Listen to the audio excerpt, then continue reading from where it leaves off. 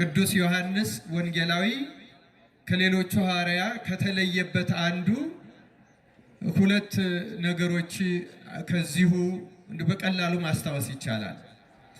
አንደኛውና የመጀመሪያው ሌሎቹ ደቀ መዛሙርት በምድር ላይ የቆዩባቸው ጊዜያት በጣም አጭር ናቸው። ቶሎ ሰማዕትነትን የተቀበሉ ናቸው። የብዙዎቹን ሐዋርያት በዓላት ለየብቻቸው የምናከብረው ቢሆንም በበዓለ ጴጥሮስ ወጳውሎስ ግን ቤተክርስቲያን በልዩ ሁኔታ ታከብረዋለች። በዓለ ጴጥሮስ ወጳውሎስ ለየት ያለ ነው። ከጌታ በዓላትና ከመቤታችን በዓላት ቀጥሎ የተለየ ክብር ያለው በዓለ ጴጥሮስ ወጳውሎስ ነው።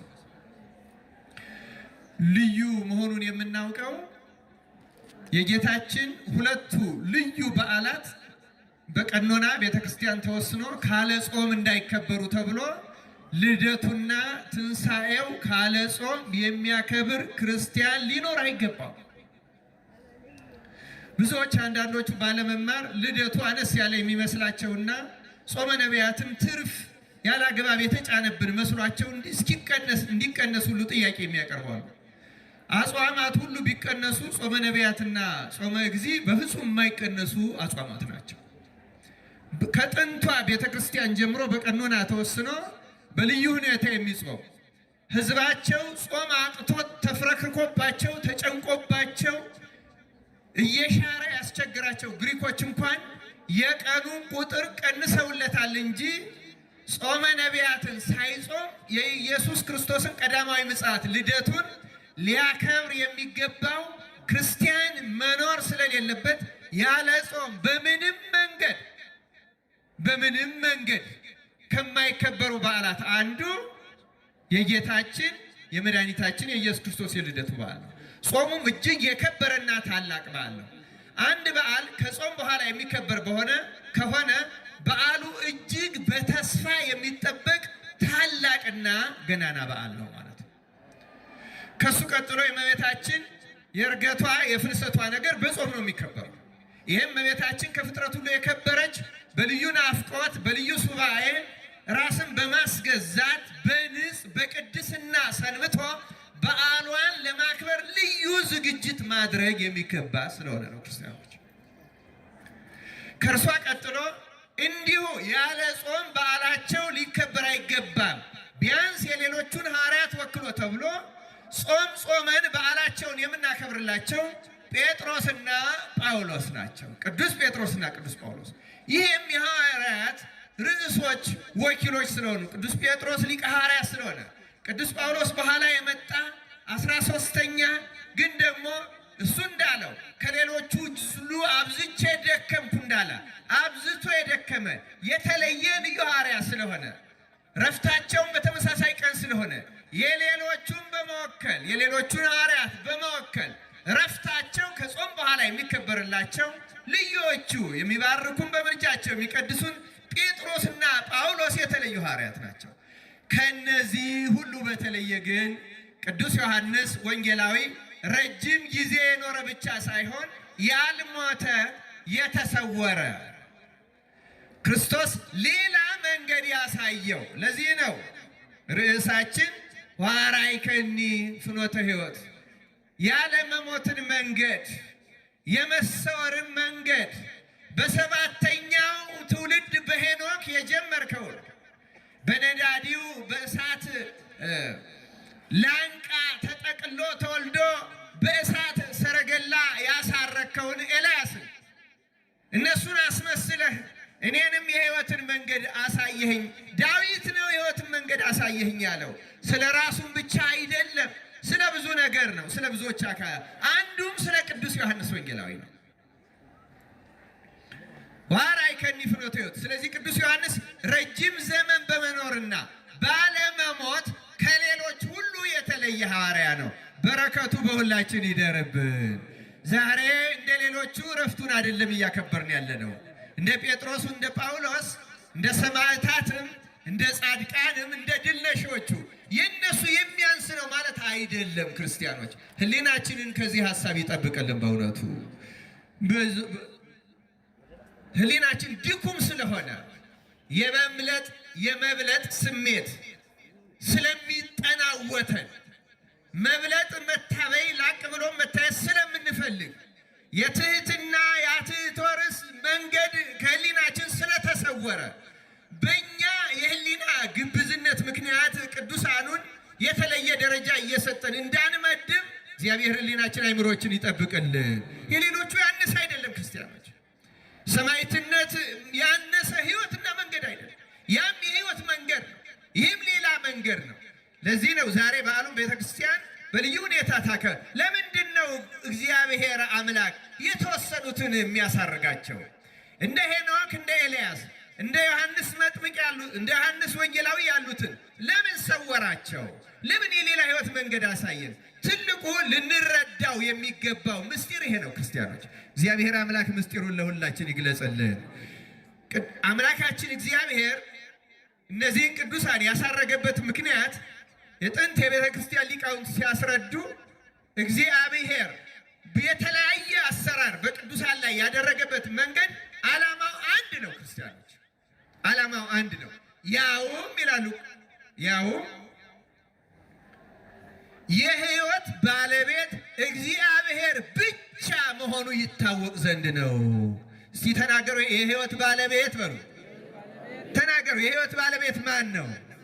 የህይወት ባለቤት እግዚአብሔር ብቻ ነው። ክርስቲያኖች በፍጥረት ህይወት ላይ እንኳን ግዕዛን ባላቸው ደመነፍስም ባላቸው ቀርቶ ግዕዛን በሌላቸው ፍጥረታት እንኳን ከኛ ህሊና በራቀ ህይወት አላቸው። የዚያች ህይወት ባለቤት የህይወት ባለቤት ብቸኛው የህይወት ምንጭ የህይወት ባለቤት የህይወት ጠባቂ የህይወት አሸጋጋሪ ብቸኛው እግዚአብሔር ብቻ በህይወት ላይ የፈቀደውን ስልጣን ያለው አንዱን ይሞት ዘንድ የሚወስነው ከሞተም በኋላ የሚያስነሳው አልዓዛርን ከሞተ ከተቀበረ ከበሰበሰ ከፈረሰ በኋላ በአራተኛው ቀን ና ውጣ ብሎ ያስነሳው ማን ነው? ማን ነው ያስነሳው? የህይወት ባለቤት ማን ነው? ክርስቲያኖች አስተውሉ። የህይወት ባለቤት የሚለው ምስጢር ከገባን የብዙ ጥያቄዎቻችን ምስጢር ይፈታል። ክርስቲያኖች እግዚአብሔር ይህን ምስጢር በህሊናችን ይሳልብን ያሳድርብን። ቅዱስ ጊዮርጊስ ከተፈጨ እንደ አመድ ከተበተነ በኋላ የሰበሰበው ያነሳውና መልሶ በዱድያኖስና በሰባው ነገስታት ፊት ያቆመው ለምን ይመስላችኋል? የህይወት ባለቤት ማን ስለሆነ ነው?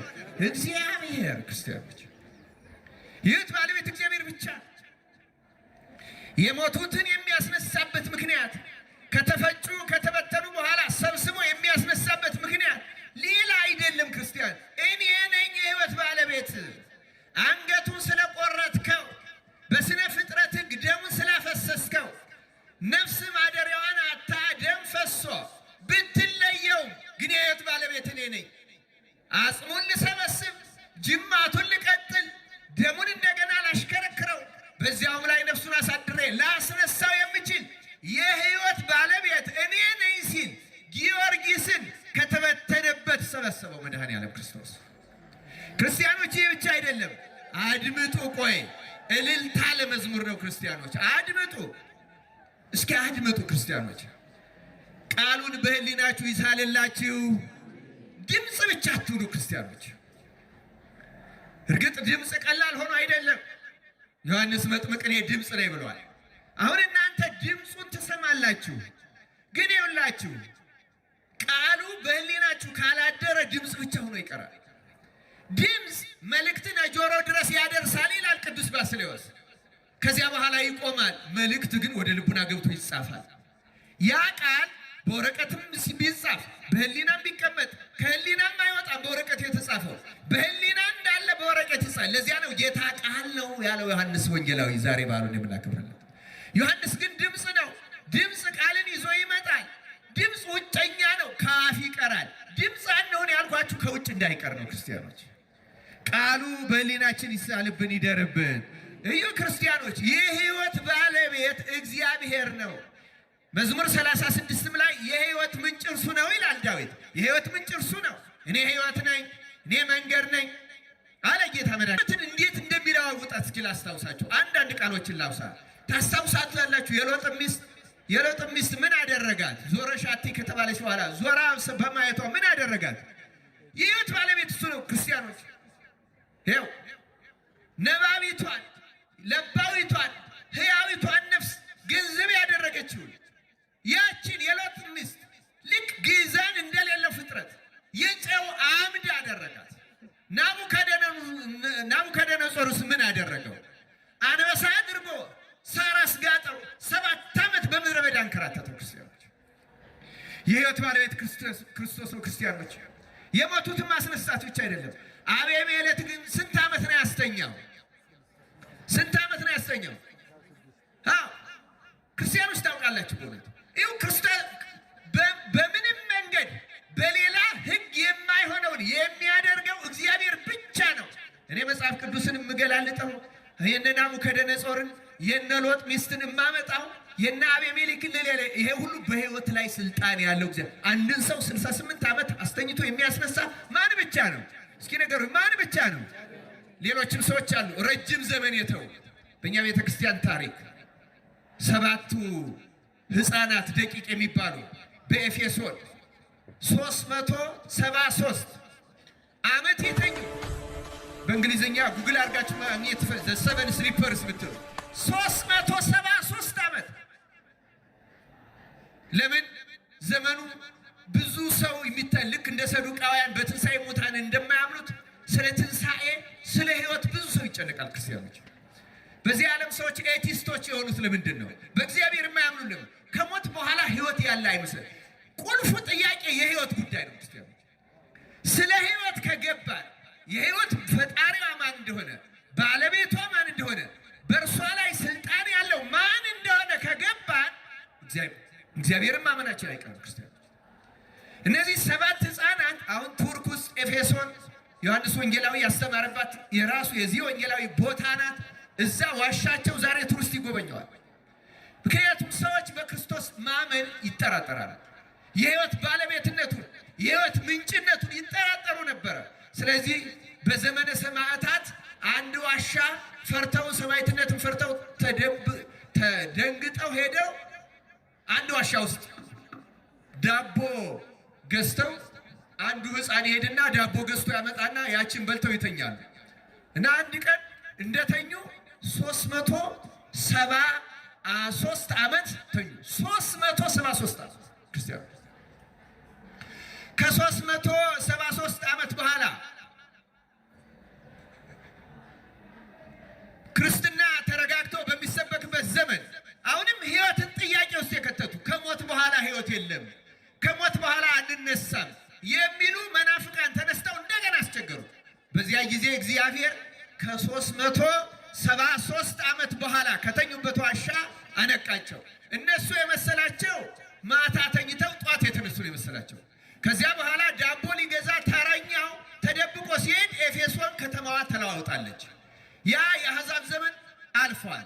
ጣዖታት ፈርሰዋል እና አርጤምስ ተንደዋል። አብያተ ክርስቲያናት ተንጸዋል። ከተማው አድጓል። የሚያውቀው የዳቦ መግዣ ሲፈልግ አጣው አለና ይሄ የቤት የት አለ ሲል የሚያውቀው ሰው የለም፣ የሚነግረው ሰው የለም። ይሄ ሰው ምን ሆኗል እያሉ እንትን አሉት። በኋላ እሱ ዘመኑን መቀየሩን ያወቀው እስኪ ለመሆኑ የያዝከው ሳንቲም የት ነው ተብሎ ሲጠየቅ የያዘው ሳንቲም ከ400 ዓመት በፊት የነበረው በጣዖት አምልኮ ዘመን የነበረው የንጉሱ ማህተም ተገኘበት። ከዚያ በኋላ ነው ወደ ንጉሱ ቀርበው ታሪካቸውን ተናገሩ። ሲናገሩ የተኙበትን ዘመን ሲናገሩ ሲሰላ 373 ዓመት ሆኗቸው ተገኘ። ይሄን ያደረገ የቅዱሳን አምላክ መድኃኔዓለም ክርስቶስ ስሙ የተመሰገነ ይሁን። ክርስቲያኖች እዩ፣ አስተውሉ ክርስቲያኖች እዩ። ክርስቲያኖች እግዚአብሔር አሰራሩ ድንቅ ነው፣ ድንቅ ነው። የሁሉም ዓላማ ግን የሕይወት ባለቤት እግዚአብሔር መሆኑን መግለጥ ነው። ሄኖክን ያሳረገው ለዚህ ነው። ክርስቲያኖች አለመሞት ይችላል፣ የተፈጥሮ ግዴታ አይደለም። የተፈጥሮ ሕግን የሰራው እግዚአብሔር ነው። ክርስቲያኖች ይህ የምናየውን የተፈጥሮ ሕግ ማርጀትን፣ መድከምን፣ የቆዳ መሸብሸብን፣ የሰውነት አለመታዘዝን ይህን የሰራው ማን ነው? እግዚአብሔር። ሊለውጠው ይችላል አይችልም? ይችላል። ይኸው ነገ አሁን የካቲት 8 ልደተ ስሞት እናክብረዋለን። እናውቀው የለም እንዴ ስምዖንን 300 ዓመት እሱም ትንቢቱን ከተረጎመበት 285 ዓመት አልጋ ላይ እንደተዋነ አጣብቆ አርጅቶ ጌታ 40 ቀን ሕፃን ሆኖት ወደ ቤተ መቅደስ ሲመጣ ግን በመንፈስ ቅዱስ አስነስቶ አምጥቶ ጌታን በመታቀፍ እንደ 30 ዓመት ጎልማሳ አድርጎ ያደሰው እንደገና የሰራው ማን ነው? ክርስቶስ። ምንድን ነው የሚነግረን? የሕይወት ባለቤት ክርስቶስ መሆኑ። ሰውነታችን ይቀይራል፣ ከፈለገ ያድሰናል። ሲፈልግ 300 400 ዓመት አስተኝቶ ያስነሳል። ሲፈልግ ያረጀ የደቀቀ እንደ ተዋን ካልጋ የተጣበቀ የማይንቀሳቀስ ሰውነትን እንደ ወራዙት እንደ ጎልማሶች አድሶ እንደ ጥጃ ያዘልለዋል። ሲፈልግ እንደ ዮሐንስ ወንጌላዊ እንዳይሞት ያደርገዋል። ሲፈልግ እንደ አልዓዛር ከሞተ በኋላ ያስነሳዋል። ሲፈልግ ሰውን እንደ ሎጥ ሚስት የጨው አምድ ያደርገዋል። ሲፈልግ እንደ ናቡከደነፆር አውሬ ያደርገዋል። በሕይወት ላይ ስልጣን ያለው ማን ነው? ማን ነው ስልጣን ያለው? እግዚአብሔር ነው። ክርስቲያኖች የሕይወት መንገድ ያለው ክርስቶስ ዘንድ ነው። በሕይወታችሁ ሁሉ ስልጣን ያለው እሱ ነው። አትጨነቁ ክርስቲያኖች። ጌታ ደጋግሞ ስለምትበሉት ስለምትለብሱት ስለዚህ አትጨነቁ ብሏል። ማቴዎስ ወንጌል ምዕራፍ 6 ላይ እንደተጻፈ እግዚአብሔር ስለ ሕይወታችን ከመጨነቅ በጸጋው በቃል ሁላችን በቸርነቱ ይጠብቀን። የምናከብረው ዛሬ የዮሐንስን መሰወር ብቻ አይደለም። በዮሐንስ መሰወር የምናከብረው የእግዚአብሔርን የሕይወት ባለቤትነት እየነገሰ ያለው እየከበረ ያለው የሕይወት ባለቤት እግዚአብሔር ነው። ዮሐንስ የሰወረ የሕይወት ባለቤት እርሱ ነው። ክርስቲያኖች የምናከብረው ይሄን የሕይወት ባለቤት አምላክ ነው። ብናምስ ብንታበይ ብንንጠራራ እንደ ናቡከደነፆር አፈር የሚያስገጠን እሱ ነው። ክርስቲያኖች ባለቤት እሱ ነው። ወቁ እንደነ ኮቲባ ጦጣ ዝንጀሮ የሚያደርግ አንዳንድ ሰው ታምረ ማርያም ላይ ስለሆነ ቀል ይመስላል። የሕይወት ባለቤት እግዚአብሔር አይደለምን? የወደደውን ያደርግ ዘንድ እንዳያደርግ የሚከለክለው ማን ነው? በሕይወት ላይ ስልጣን ያለው ማን ነው?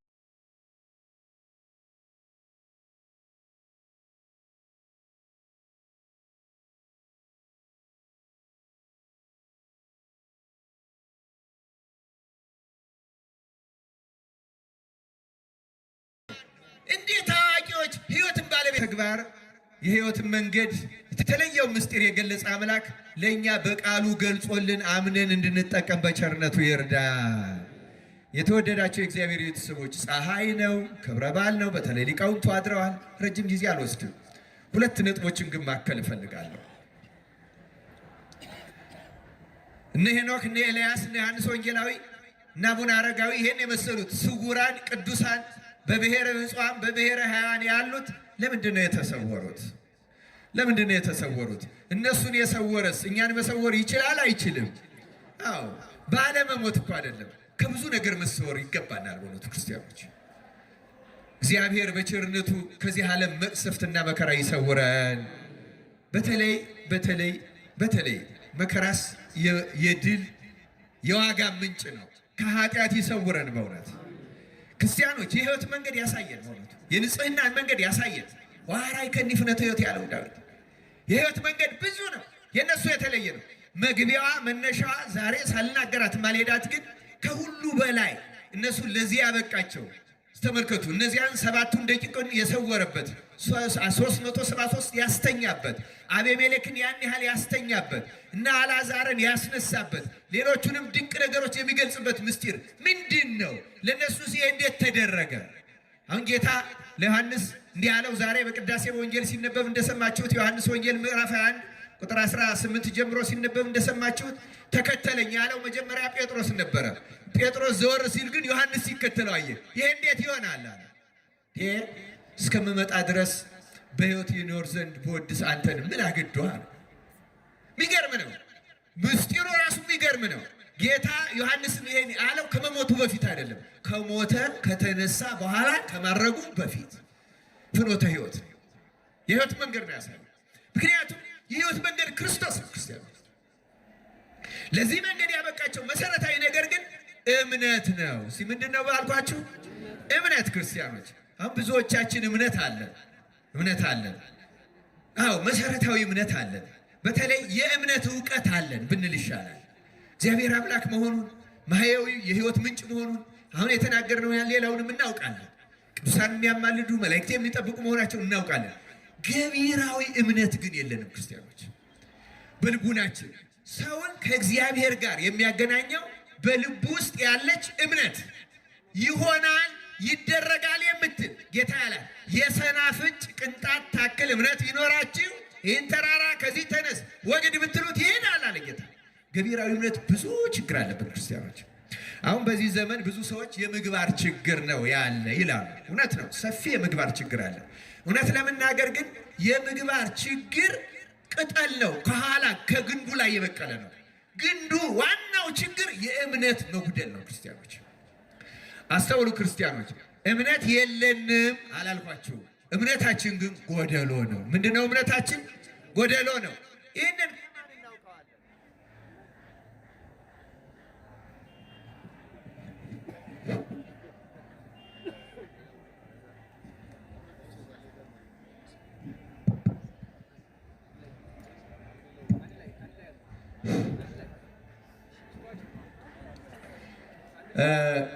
ክርስቲያኖች በማርዘም ሊሆን ይችላል። እንግዲህ አስተውሉ ክርስቲያኖች፣ የእምነት መጉደል በጣም መሰረታዊ ነገር ነው ክርስቲያኖች።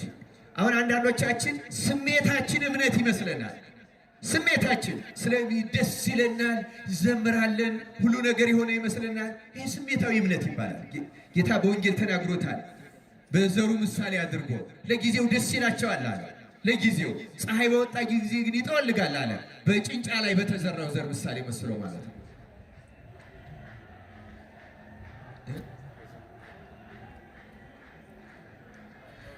እና ክርስቲያኖች አስተውሉ። ስሜታዊ እምነታችን ከፍ ያለ ነው። እንኳን እኛ ቅድም አግንነን የተናገርኩለት ሊቀ ሐዋርያት ቅዱስ ጴጥሮስ ብዙ ጊዜ ስሜት ይንጠው ነበረ።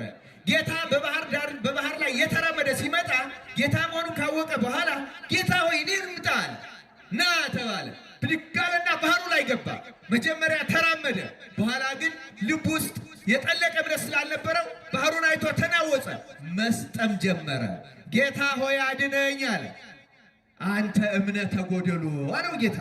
ምን አለው ጌታ? እምነተ የጎደለ ጌታ። በነገራችን ላይ ደቀ መዛሙርቱ በተደጋጋሚ እምነተ ጎደሎች ብሏቸዋል።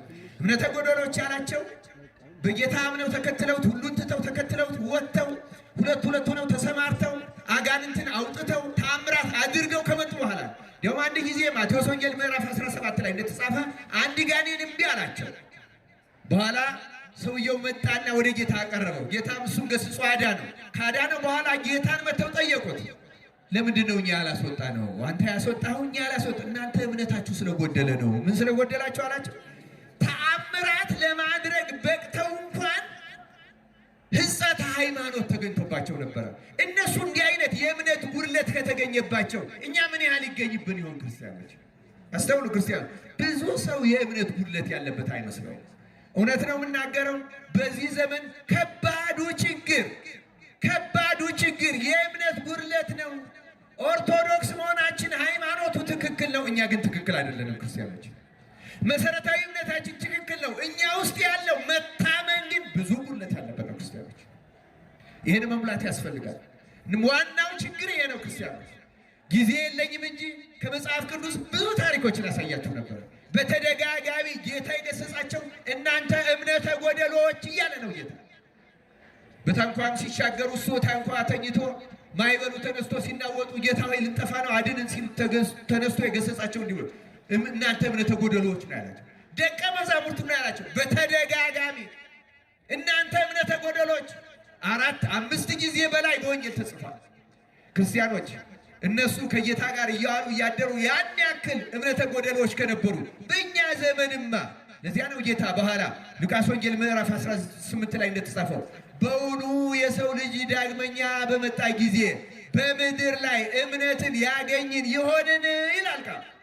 እውነት በዚህ ዘመን እምነት ከልቡናችን ያገኘውን ጌታ አይምሰላችሁ። እንደ ስሜታችን አይደለም፣ እንደ ማይነታችን አይደለም፣ እንደ መዝሙራችን አይደለም፣ እንደ ልልታችን አይደለም። እውነት ለመናገር በዚህ ዘመን እምነት ከተገኘ በጣም ክርስቲያኖች ይሄ ከባድ በሽታ ነው። ስርዓታችን ውብ ነው፣ ማይሌታችን ውብ ነው፣ ቅዳሴያችን ውብ ነው፣ መዝሙራችን ውብ ነው። ውስጣችን ግን ባዶ ነው። ክርስቲያኖች ውስጣችን ባዶ ነው። ግድ የላችሁ። ለዚያ ነው ረዳት ያጣን የመሰለን። ለዚያ ነው ጸሎታችን መልስ የማያገኙ። ጌታ እኮ ብሏል፣ አምናችሁ የጸለያችሁትን ነገር እንደተቀበላችሁ ልቡናችሁ ካመነ ይሆንላችኋል እኮ ነው ያለ ጌታ። አይሆንም ያለው እኮ የለም። ትልቁ ችግር እምነት ነው። ክርስቲያኖች ዮሐንስ ወንጌላዊን ከሌሎቹ ልዩ የሚያደርገው እምነቱ ስሜት። አሁን ቅዱስ ጴጥሮስ እስከ መጨረሻው ስሜት አልለቀቀውም ነበር። ጌታ እንደሰማችሁት ዛሬ እረኛውን እመታለሁ በጎቹን ይበተናሉ የሚለው ትንቢት ይደርስ ይፈጸም ዘንድ የሰው ልጅ ስለ እናንተ ተላልፎ ይሰጣል ሲባል ጴጥሮስ በስሜት ሌሎች ሁሉ ቢክዱ እኔ ምን አልልም አለ፣ አልክድህም። ተመልከቱ ክርስቲያኖች፣ እቺ ስሜት ናት ይመስለናል። በነገራችን ላይ እምናምን ማንናወጥ ነው የሚመስል። ሰዓቷ ስድርስ ግን ከባድ ናት። ጌታ ነግሮታል። ዶሮ ሳይጮህ 3 ጊዜ ትክደኛለህ ብሎታል። ሰዓቷ ስደርስ ጴጥሮስ እየተንሸራተተ ሲሄድ አልታወቀው። ስለዚህ አንተ ደግሞ ከእሱ ጋር ነበርክ ሲባል አይደለም እንዲያውም ጭራሽ ይህን ሰው አላውቀውም እስከ ማለት ደረሰ። ከእንዲህ ያለ ፈተና አምላክ ይሰውረን። ዮሐንስ ወንጌላዊ ትሑቱ ግን ራሱን ክዶ ስለነበረ በራሱም ላይ መተማመን ስላልነበረው የሚተማመነው በራሱ ሳይሆን በእግዚአብሔር ስለነበረ ሳይናወጽ ቀረ። እስከ መስቀልም ድረስ ጸና። ፍርሃትም አላሸነፈውም። ፍጹም እምነት በእውነቱ ፍርሃትን አውጥቶ ይጥላል ተብሏልና እምነቱ ፍጹም ስለነበረ ፍርሃት አልተገኘበትም። እምነቱ ስሜታዊ አልነበረም። እምነቱ ጉለት አልነበረበትም። መስቀሉ ላይ ቆሞ ተገኘ ብቻውን ከሐዋርያት መካከል። በረከቱ በሁላችን ይደርብን። የተሰወረው ለዚህ ነው ክርስቲያኖች፣ ዝም ብሎ አይደለም የተሰወረው። እንዲሰወር ያደረገው የተለየ እምነቱ ነው። ከሐዋርያት የሚልቅ እምነቱ፣ ፍቅሩ፣ ልዩነቱ። ክርስቲያኖች ዝም ብሎ መሰወር የለም። አሁንም እምነት ያለው ከመከራ ይሰወራል። እምነት ያለው ከብዙ ነገር ይሰወራል። በነገራችን ላይ የቤተክርስቲያን ሊቃውንት ሄኖክን ለምን ሰወረው ሲሉ ከሱ በኋላ በ10ኛው ትውልድ በኖህ ዘመን የሚመጣ ጥፋት አለ። ከዚያ ጥፋት ሊሰውረው ነው። ኤልያስም እንዲሁ ከጥፋት ነው የተሰወሩት። የሚያምኑ ሰዎች እግዚአብሔር ከጥፋት ይሰውራቸዋል። አቤሜሌክን ከጥፋት ሰወረው በእንቅልፍ አድርጎ። እነዚህን 7 ሕፃናት ከዚያ አላዊ ንጉሥ ማስፈራሪያ ከብዙ መከራ ሰውሮ ለትንሣኤ ለሕይወት ባለቤትነት ምስክር አደረገ። እግዚአብሔር ይሰውራል። ክርስቲያኖች ይሰውራል። የሚችሉትን ደግሞ አሳልፎ ይሰጣቸዋል። እንደ ጊዮርጊስ ያሉትን መከራውን ይቀበላሉ። በዚያ በሞታቸው ድል ይነሳሉ። እና አርያኖስን ያሳፈሩ ብዙ ቅዱሳን አሉ። ዛሬም እምነትን ገንዘብ አድርገን የሕይወትን መንገድ ተምረን አለማመንን ድል ለመንሳት ያብቃን። የዚያ ዘመን የጥንቱ የዘመነ ሰማዕታት ክህደት በጉልበት ነው። አሁን ግን በርቀት ነው። ክርስቲያኖች የአሁኑ ዘመን ክህደት በጣም ከባድ ነው። ቴክኖሎጂው፣ ማስታወቂያው፣ ምናምኑ ሳናውቀው አስክዶናል። ክርስቲያኖች እንደዚህ ዘመን ያለ ፈታኝ ዘመን የለም። ልንገራችሁ፣ ዛሬ ሰይጣን በአንድ የዚህ ዓለም ንጉሥ መሪ ላይ አድሮ አይደለም የሚፎክረው። አሁን ሰይጣን በቴክኖሎጂ ላይ ያደረው። ቴክኖሎጂ ጎጂ ነው እያልኳቸው አይደለም። የቴክኖሎጂ ምርቶች፣ እቃዎች በሙሉ እቃው፣ መሳሪያው ፈጣሪ የፈጠረው ፍጥረት ነው። ሰይጣን በሰው ልብ ያድራል፣ በማንኛውም ያድራል። ሰይጣን ከፍጥረት የተለየ ነው። ፍጥረትን ለሰይጣን እንዳትሰጡ ክርስቲያኑ።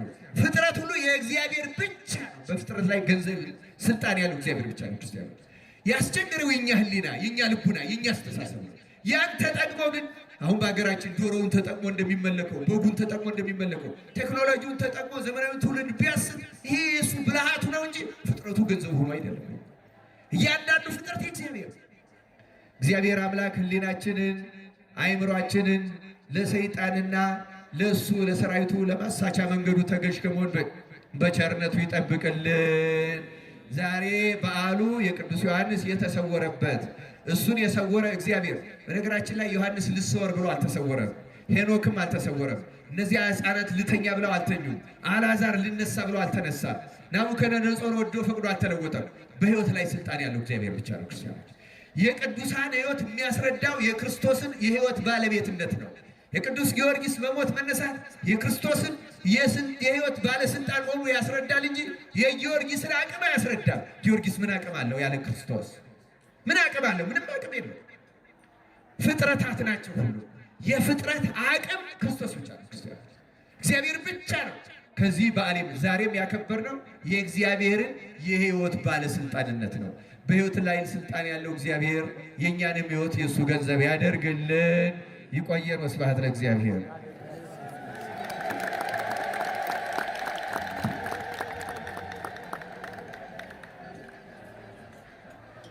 ለመምህራችን ቃለ ሕይወት ያሰማልን። ረጅም የአገልግሎት ዘመን ከሙሉ ጤና ጋር ያድልልን።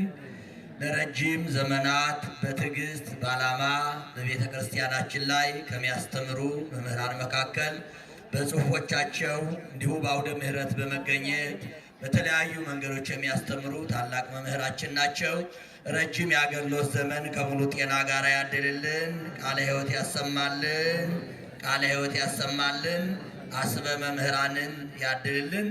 የተወደዳችሁ ክርስቲያኖች በድጋሜ እንኳን አደረሳችሁ። እየጨረስን ነው መርሃ ግብራችን። እንኳን አደረሳችሁ። አኩርፋችኋል እንዴ?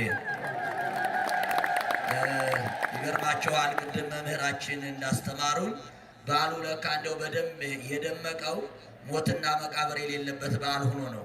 ለካ ኑሯችን ላይም እንደው እንዲህ ድቅን የሚልብን ሞትና መቃብር ስናወራ ብዙ ነገር ሰርግ ከዋልን በኋላ እንደው ጉዳያችን ሁሉ የሚበላሽብን ሞትና መቃብርን ስለምናስብ ነው። የዛሬው በዓል በጣም ደማቅ የሆነው ቅዱስ ዮሐንስ ከአምላኩ ከእግዚአብሔር የሕይወትን መንገድ ያገኘበት፣ እግዚአብሔር ደግሞ የሕይወት ባለቤት የሆነበት በዓል ስለሆነ የደስታ በዓል ነው። እንኳን ደስ አላችሁ፣ እንኳን ደስ አላችሁ። ከዚህ በመቀጠል ክቡር አባታችን መልአከ አሚን ለይኩን አበጀ የደብራችን ዋና አስተዳዳሪ ቀሪ መርሃ ግብራትን በሚገባ ያሰናዱልናል። ወደ ክቡር አባታችን